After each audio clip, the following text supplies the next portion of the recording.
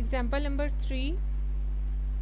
How to do the example number 3? There is a subset of complex numbers. Okay, अब एक subset लिया है complex numbers का. Binary operation इसमें क्या है? मल्टीप्लिकेशन.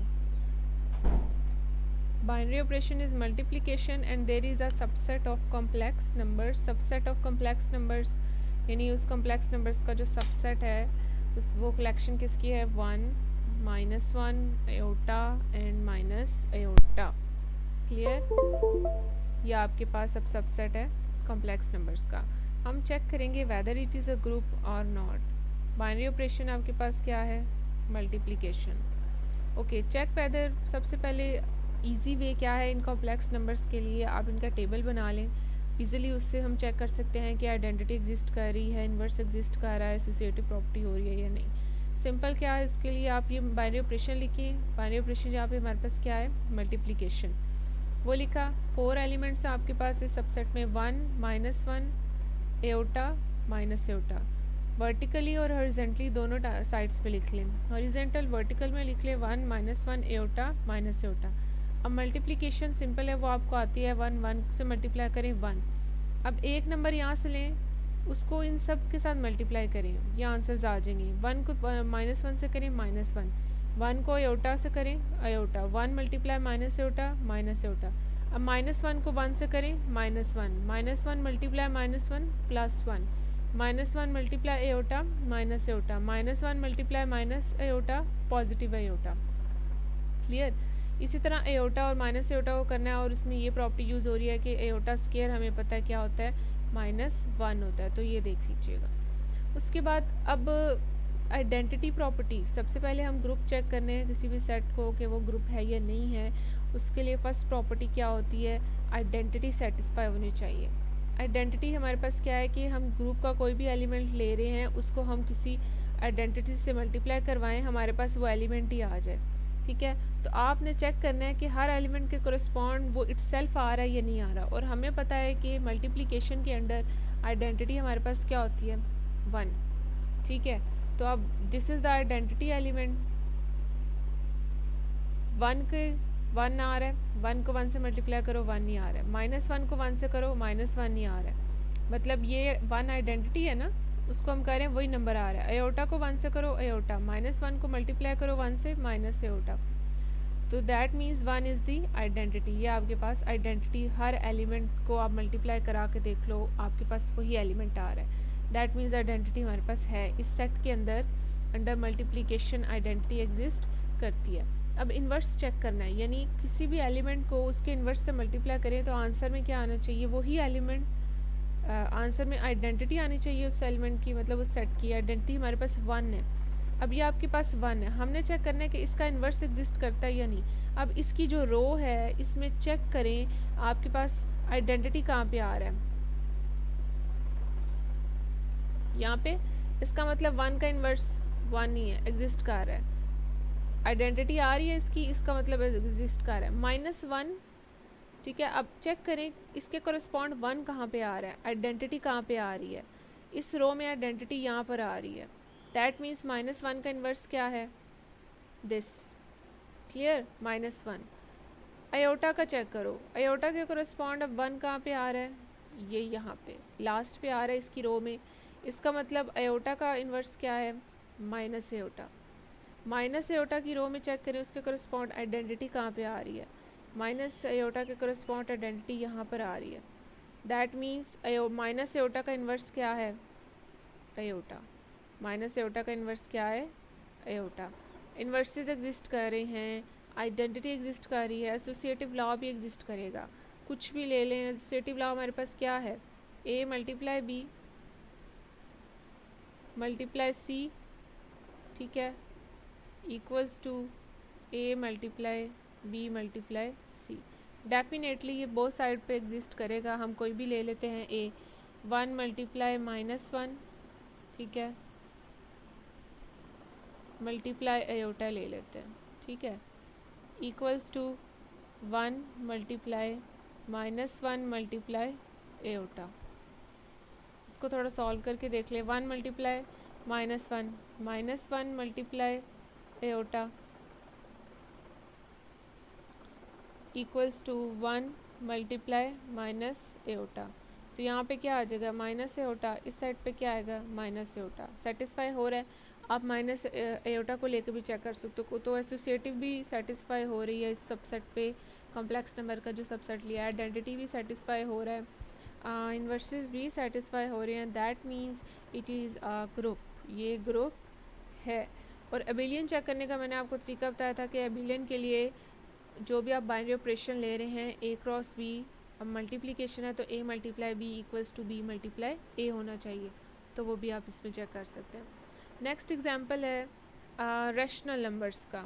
रैशनल नंबर्स हमें पता है कि रैशनल नंबर्स ग्रुप होता है अंडर मल्टीप्लिकेशन, और हमें रैशनल नंबर्स क्या होते हैं which can be written in the form of p by q, और q not equals to zero होना चाहिए, और वो नंबर्स जो पॉइंट के बाद रिपीटेड होते हैं उसको हम रैशनल नंबर्स कहते हैं।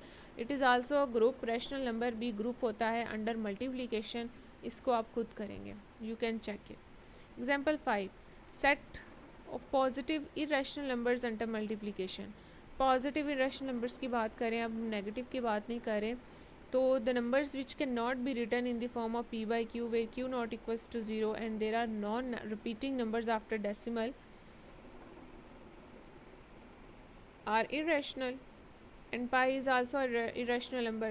It satisfies all the properties of group but it is not closed under multiplication.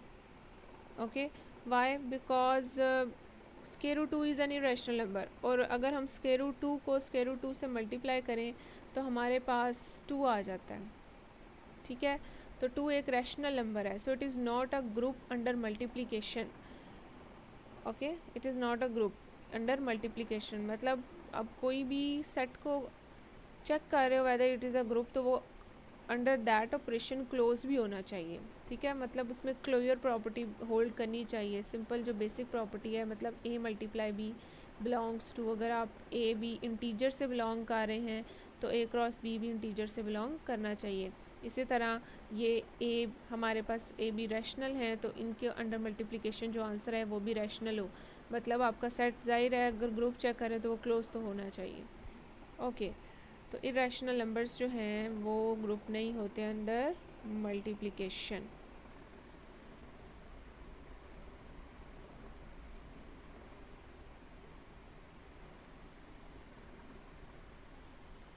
A rectangular अरे of the form is a 2x2 matrix. अब हमने एक 2x2 का मैट्रिक्स लिया है ए बी सी डी, ठीक है, ऑर्डर इज़ 2x2। अब हम चेक करेंगे whether it is a group और नॉट, ठीक है।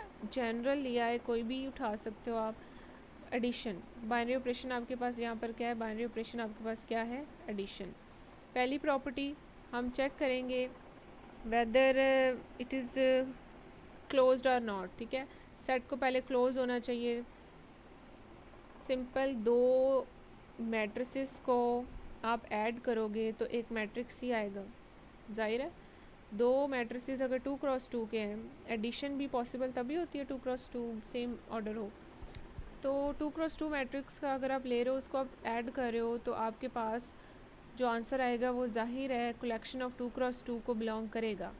ये आपने ऐड किया, ये आपके पास आंसर्स आए। अब ये भी 2x2 का ही एक मैट्रिक्स आ रहा है, तो ये हमारे पास अगर हम कह रहे हैं कि M एक सेट है, ठीक है, M एक सेट है जिसमें हमारे पास कलेक्शंस क्या है, 2x2 मैट्रिक्स की है, ठीक है। M is a set which is a collection of 2x2 matrix where A B C D belongs to some integers, और कोई भी आप रिस्ट्रिक्शन लगा सकते हो, तो M से ये बिलोंग करेगा। ओके, उसके बाद अब देखें, हमें पता है एडिशन, अंडर एडिशन आइडेंटिटी क्या होती है, ज़ीरो। तो 2x2 की आइडेंटिटी क्या होगी, उसी के ऑर्डर की होगी। अगर आप 2x2 का ऑर्डर का मैट्रिक्स ले रहे हो तो उसकी आइडेंटिटी 2x2 ऑर्डर मैट्रिक्स की होगी और ऑल एंट्रीज ज़ीरो होंगी। 3x3 ले रहे हो तो तमाम एंट्रीज 3x3 का ऑर्डर होगा matrix but all the entries are zero. 4x4 ले रहे हो तो उसके साथ आइडेंटिटी क्या आएगी under addition, zero, but 4x4 का ऑर्डर लेंगे आप मैट्रिक्स का और सारी एंट्रीज क्या होंगी, ज़ीरो। तो ये 2x2 का है, इसमें आप जो सारी एंट्रीज़ हैं वो भी क्या हैं, ज़ीरो। अब इसको आप इसमें ऐड करो तो आपके पास वही मैट्रिक्स आ जाएगा जो आपने लिया हुआ है। यही होती है आइडेंटिटी, कि एक एलिमेंट को आप आइडेंटिटी से मल्टीप्लाई करवाएं तो आंसर में वही एलिमेंट आ जाए। तो आपने मैट्रिक्स इसमें A1 B1 C1 D1 लिया है, आइडेंटिटी मैट्रिक्स में ऐड किया तो आपके पास A1 B1 C1 और D1 ही आ रहा है, दैट मीन्स आइडेंटिटी होल्ड कर रही है। ओके उसके बाद हम इन्वर्स देखते हैं। अब हमें पता है इन्वर्स क्या होता है। ऐसा अब 2x2 मैट्रिक्स ले रहे हो ना, तो ऐसा मैट्रिक्स जिसमें आप उस मैट्रिक्स को ऐड करो तो वो आइडेंटिटी आंसर दे, यानी 0 0 आंसर दे। तभी पॉसिबल है ना जब उस किसी भी मैट्रिक्स में उसका नेगेटिव ऑफ ऐड करो, नेगेटिव मैट्रिक्स ऐड करो उसी मैट्रिक्स का, तो वो आइडेंटिटी देगा।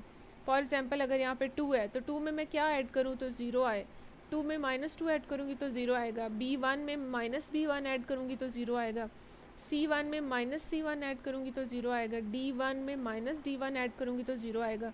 दैट मीन्स इस मैट्रिक्स की इन्वर्स क्या होगा, -A1 -B1 -C1 -D1, इनको ऐड करेंगे तो आपके पास आइडेंटिटी आ जाएगा 0 0, यानी आइडेंटिटी नल मैट्रिक्स। तो इसका मतलब इन्वर्स भी होल्ड करता है। जनरल हम बात कर रहे हैं ना, A B C कोई भी रियल नंबर्स या इंटीजर्स जो भी आप ले रहे हो, तो इन्वर्स भी एग्जिस्ट करता है, आइडेंटिटी भी एग्जिस्ट करती है, एसोसिएटिव लॉ भी एग्जिस्ट करेगा। ये सॉल्व किया हुआ है, यू कैन सी। कोई भी 2 मैट्रिसेस 3 मैट्रिसेस पे आप ऑपरेशन एडिशन अप्लाई करो तो ये सॉल्व करेगा। That means it is a group. 2x2 order का जो मैट्रिक्स होता है अंडर एडिशन हमारे पास क्या होता है, ग्रुप होता है। क्लियर।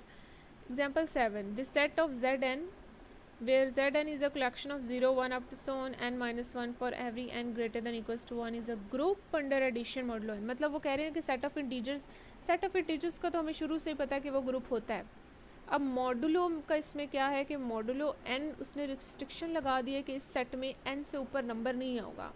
मॉडुलो n आपने पढ़ा होगा, it's a basic concept of BSc। अगर n आपके पास 3 है तो आप जो सेट की कलेक्शन ले रहे हो उसमें अगर 3 से ऊपर अंडर एडिशन मल्टीप्लिकेशन परफॉर्म करने के बाद कोई नंबर आता है तो आप उसको उसी पे डिवाइड कर देते हो और उसका रिमाइंडर आपके पास रिमाइंडर लिखते हो। इसको हम सॉल्व करते हैं, आपको समझ आ जाएगा। Zn जहाँ पर हमने लिया 0 1 2 अप टू सो n-3, मतलब n अगर आप 3 ले रहे हो, सपोज मैं n3 ले रही हूँ, आप 2 ले सकते हो, आप 7 ले सकते हो, आप 6 ले सकते हो। उसने आपको रिस्ट्रिक्ट कर दिया कि n जो है वो 1 से ऊपर हो, बस 1 2 3 कुछ भी ले लो तो ये ग्रुप होगा अंडर एडिशन। मल्टीप्लिकेशन की वो भी बात नहीं कर रहा, अंडर एडिशन। मल्टीप्लिकेशन आप चेक कर सकते हैं। n अब यहाँ पर हम 3 लेते हैं तो यहाँ पर 3 - 1 2 0 1 और 2 3 एलिमेंट्स आएंगे n में, ठीक है, 0 1 और 2। ये आपका क्या आ गया, Z3 आपका क्या बन रहा है, 0 1 2। इसका मतलब Z4 क्या होगा, 0 1 2 3। Z5 क्या होगा, 0 1 2 3 4। Z6 क्या होगा, 0 1 2 3 4 5। ठीक है, यहाँ पे Zn जो भी ले रहे हो उससे एक नंबर लेस आपका Z होगा। ओके, अब इसका एक टेबल बना लेंगे अंडर एडिशन। ठीक है, उस टेबल से हम इजीली फाइंड कर सकते हैं कि आइडेंटिटी, जिस तरह हमने कॉम्प्लेक्स नंबर के सबसेट के लिए एक टेबल बना लिया था, उससे हम इजीली फाइंड हो जाता है कि आपके पास ये मॉडुलो वाले जो क्वेश्चंस होते हैं ना, इनमें टेबल लास्ट में बना लिया करें, इजीली सॉल्व कर सकते हैं। बेसिक मेथड भी वही है। कॉम्प्लेक्स नंबर का सबसेट आ रहा है उस पर टेबल बना लें तो वो इजीली सॉल्व हो जाता है, उससे easily identity inverses find out हो जाता है। बाकी एसोसिएटिव या वो अंडर क्लोज है अंडर दैट ऑपरेशन, वो डायरेक्टली भी देख सकते हैं। ज़्यादा मसला आता है आइडेंटिटी और इन्वर्स का। ओके, टेबल बना लेते हैं, जैसे ही हमने टेबल बनाया हुआ है। ठीक है, अंडर एडिशन बना लिया हमने उसी तरह बेसिक जैसे मैंने आपको सिखाया। यहाँ पे ऑपरेशन आ गया। अब एक दफ़ा जितनी भी एंट्रीज हैं उस सेट की, उसको हॉरिजेंटल और ली और वर्टिकली लिख लिया, 0 1 2 0 1 2। अब एडिशन हो रही है, अब इधर से शुरू करें, 0 + 0 0, 0 + 1 1, 0 + 2 2। ओके, 3 से ऊपर कोई नहीं है।